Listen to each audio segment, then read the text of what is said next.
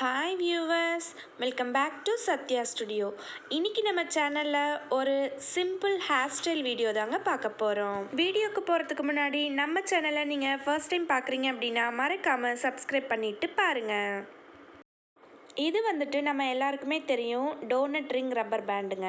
இதை யூஸ் பண்ணி கொண்டையெல்லாம் போடுவாங்க.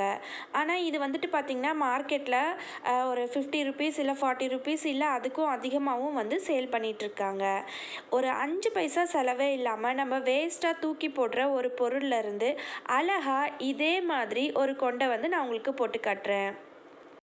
அப்படி என்ன பொருள்லேருந்து நான் உங்களுக்கு இந்த மாதிரி கொண்டை போட்டு காட்ட போகிறேன்னு தானே யோசிக்கிறீங்க? வேறு ஒன்றுமே இல்லைங்க. நம்ம வேஸ்ட்டாக டெய்லி தூக்கி போட்டுட்ருக்கக்கூடிய தேங்காய் தொட்டியிலேருந்து தான் இந்த கொண்டையை அழகாக உங்களுக்கு நான் போட்டு காட்ட போகிறேன். நான் இப்போது மீடியம் சைஸ் உள்ள ஒரு தேங்காய் இந்த மாதிரி உடச்சி துருவி நம்ம அந்த தேங்காய் ஓட்டை மட்டும் நம்ம எடுத்துக்கலாம். உள்ளார இந்த மாதிரி தேங்காய் துருவிலலாம் இருக்கிறத கூட நம்ம க்ளீன் பண்ணிக்கலாம். நீட்டாக க்ளீன் பண்ணிவிட்டு அதோட மேலே இருக்கக்கூடிய அந்த நார் பகுதியும் சுத்தமாக நம்ம கொஞ்சம் ஓரளவுக்கு மொழுன்னு இருக்கிற மாதிரி முடி நம்ம கொண்டை போடும்போது முடியெல்லாம் சிக்காத அளவுக்கு அந்த நாரை எல்லாமே நம்ம நீட்டாக உரித்து எடுத்துடலாம். முடிஞ்சால் ஒரு பீலர் யூஸ் பண்ணி இந்த மாதிரி அந்த நார் எல்லாத்தையும் பீல் பண்ணி எடுத்துக்கலாம். இப்போ ஃபுல்லாக பீல் பண்ணியாச்சு. அடுத்து நான் என்ன பண்ண போகிறேன்னா, இப்போ சென்டரில் ஹோல்ஸ் போட போகிறேன். நம்ம தேங்காய் மூடி இருக்கு இல்லைங்களா, அது அடிப்பகுதி கிடச்சிது அப்படின்னா ஹோல்ஸ் போடுறது ரொம்பவே ஈஸி. ஆனால் அடிப்பகுதி கொஞ்சம் பெருசாக இருக்கிற மாதிரி இருக்கும். அதனால் மேல் பகுதி எடுத்துக்கிறது கொஞ்சம் பெட்டராக இருக்கும். இந்த மாதிரி கொடுவா கத்தியை வச்சு அதை கொத்திக்கிட்டே இருந்தீங்க அப்படின்னாக்க அந்த ஹோல்ஸ் வந்துடும். இதை அப்படியே கொஞ்சம் கொஞ்சமாக நம்ம கொத்தி ரவுண்ட் ஷேப்புக்கு ஹோல்ஸை கொண்டு வந்துடலாம்.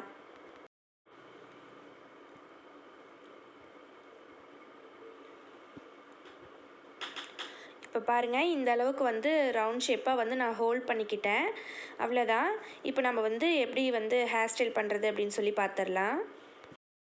முடியை ஃபஸ்ட்டு சிக்கு இல்லாமல் நல்லா வாரிட்டு நம்ம நார்மலாக போனிடெயில் எப்படி போடுவோமோ அந்த மாதிரி போட்டுக்கலாம்.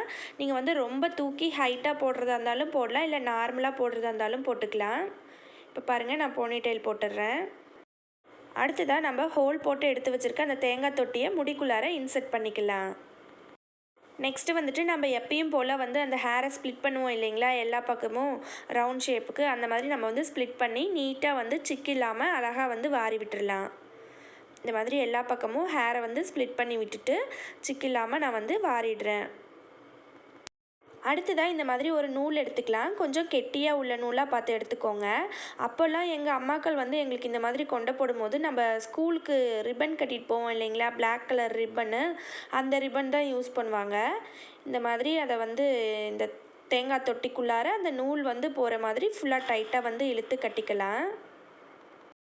கட்டிட்டு எக்ஸ்ட்ரா உள்ள நூலை கட் பண்ணி எடுத்துடலாம். பிளாக் கலரில் நூல் கிடச்சிதுன்னா உங்களுக்கு இனிமேல் வெளியில் சுத்தமாகவே தெரியாது. நூலை வச்சு நல்லா இறுக்கி கட்டினதுனால கொஞ்சம் டைட்டாக இருக்கிற மாதிரி இருக்கும். அதனால் என்ன பண்ணலான்னா, கொஞ்சம் ஹேரெல்லாம் லூஸ் பண்ணி விடலாம். இந்த மாதிரி கொஞ்சம் அப்படியே வெளியில் இழுத்து விட்டு லூஸ் பண்ணி விட்டுடலாம்.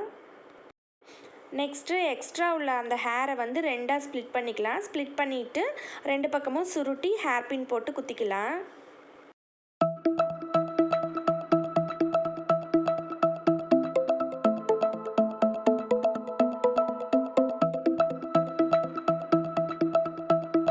அவ்வளோதாங்க, ஈஸியாக நம்ம சிம்பிளாக கொண்டை போட்டாச்சு.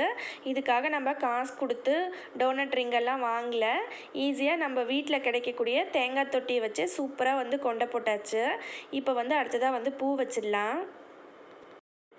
இது பாருங்கள், மல்லிப்பூ மாதிரியே இருக்கும். இது ஃபோம் ஷீட்டை யூஸ் பண்ணி இந்த மாதிரி பூவாக கட்டியிருக்காங்க.